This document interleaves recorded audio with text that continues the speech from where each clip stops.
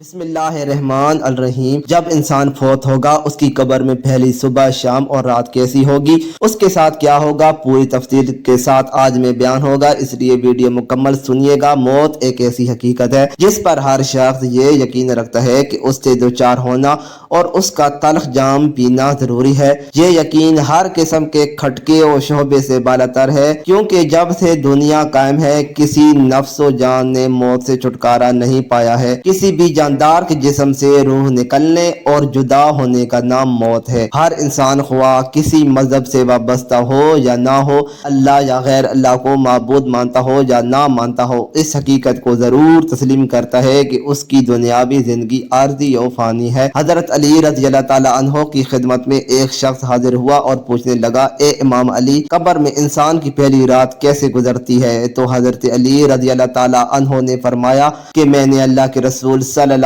علیہ وآلہ وسلم سے سنا کہ انسان کی سب سے مشکل رات قبر کی پہلی رات ہوتی ہے، جب دوسرے انسان، اس کے دوست، عزیز، اقارب، رشتہ دار اسے دفنا کے چھوڑ کر چلے جاتے ہیں تو وہ انسان روتا رہتا ہے۔ ہر ایک دوست کے پاس آتا ہے اور اسے روکنے کی کوشش کرتا ہے کہ مجھے چھوڑ کر نہ جاؤ، لیکن افسوس اس کی آواز کوئی نہیں سنتا۔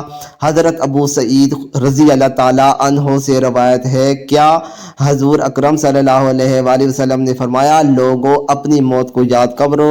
قبر ہر دن اپنے مردوں سے اعلان کرتی ہے کہ میں غربت اور تنہائی کا گھر ہوں، کیڑے مکوڑوں کا گھر ہوں، مٹی کا ڈھیر ہوں۔ جب مومن کو دفن کیا جاتا ہے تو قبر اسے مرحبا کہہ کر خوشخبری دیتی ہے کہ میری پشت پر چلنے والوں میں سے تو بڑا محبوب تھا، آج میں تیری ہو گئی اور تو میرے پاس آ گیا، آج میرا احسان دیکھ۔ یہ کہہ کر قبر کشادہ ہو جاتی ہے اور جنت کا دروازہ کھول دیا جاتا ہے، جہاں سے اس کو تازی ہوا آتی ہے۔ حضرت ابو ہریرہ رضی اللہ تعالیٰ عنہ کا بیان ہے کہ حضور اکرم صلی اللہ علیہ وآلہ وسلم ایک جنازے میں شریک تھے اور میں بھی آپ صلی اللہ علیہ وآلہ وسلم کے ہمراہ تھا۔ آپ ایک قبر پر بیٹھ گئے اور فرمایا کہ یہ قبر ہر روز بآواز بلند کہتی ہے کہ آدم کی اولاد، تو کیوں مجھے بھول گیا؟ کیا تجھے یہ نہیں معلوم کہ میں تنہائی کا گھر، غربت کا گھر، وحشت کا گھر اور کیڑے مکوڑوں کا گھر ہوں؟ مگر اللہ جس کے لیے کشادگی کا حکم فرمائے گا اس کے لیے کشادہ ہو جاؤں گی۔ اس کے بعد آپ صلی اللہ علیہ وآلہ وسلم نے فرمایا، اے قبر، تو یا تو جنت کا چمن ہے یا تو پھر آگ کا تندور ہے۔ حضور اکرم صلی اللہ علیہ وآلہ وسلم نے فرمایا کہ مردہ جب قبر میں رکھا جاتا ہے تو قبر اسے کہتی ہے، اے ابن آدم، تو ہلاک ہو، تجھے کس چیز نے مجھ سے دھوکے میں رکھا؟ کیا تجھے معلوم نہ تھا میں کیڑے مکوڑوں کا گھر ہوں؟ تجھے کس چیز نے مجھ سے بہکا کر نہ ڈر کر دیا اور تو میری پشت پر بہت اکڑ کر چلتا تھا؟ اگر وہ مردہ نیک ہوگا تو جواب دینے والے اسے جواب دیں گے کہ اے قبر، تو دیکھ تو صحیح اس کے اعمال کیسے ہیں، یہ اچھائی اختیار کرتا تھا اور برائی سے دور رہتا تھا۔ یہ سن کر قبر کہتی ہے، بے شک یہ نیک تھا، اب میں اس کے لیے سرسبز ہو جاتی ہوں۔ مردے کا جسم اس وقت منور ہو جاتا ہے اور اس کی روح اللہ تعالیٰ کی طرف بھیج دی جاتی ہے۔ حضرت عبداللہ بن عبید رضی اللہ تعالیٰ عنہ سے روایت ہے کہ حضور اکرم صلی اللہ علیہ وآلہ وسلم نے فرمایا کہ مردہ قبر میں پیشتا ہے اور ان لوگوں کے گھروں کی آواز بھی سنتا ہے جو اس کے جنازے میں گئے ہوں۔ مردے سے اس کی قبر کہتی ہے، اے ابن آدم، تیری ہلاکت ہو، تو نے میری تنگی، بدبو اور کیڑے مکوڑوں کا خوف نہیں کیا، اس لیے تو نے ان چیزوں سے بچنے کے لیے تیاری نہ کی۔ بدعمال مردے سے قبر کہتی ہے کہ تو نے میری تاریکی، میری وحشت، میری تنہائی اور تنگی، میرا غم تجھے یاد نہیں رہا۔ اس کے بعد قبر اس کو جکڑ لیتی ہے اور فرشتے اس کو ہتھوڑوں سے ایسے مارتے ہیں کہ اس کی پسلیاں ادھر کی ادھر ہو جاتی ہیں۔ پھر دوزخ کی کھڑکی اس پر کھول دی جاتی ہے اور وہ مردہ حشر تک اس عذاب میں مبتلا رہتا ہے۔ مرنے کے بعد ہر مردے کو صبح اور شام اس کا ٹھکانہ دکھایا جاتا ہے۔ فرشتے جنتی کو جنت دکھا کر خوشخبری دیتے ہیں اور دوزخی کو دوزخ دکھا کر اس کی حسرت اڑاتے ہیں۔ حضرت قتادہ رحمۃ اللہ علیہ فرماتے ہیں کہ عذاب قبر کے 3 حصے ہیں، ایک تہائی عذاب پیشاب سے نہ بچنے کے سبب، ایک تہائی غیبت کے سبب اور ایک تہائی چغل خوری کے سبب ہوتا ہے۔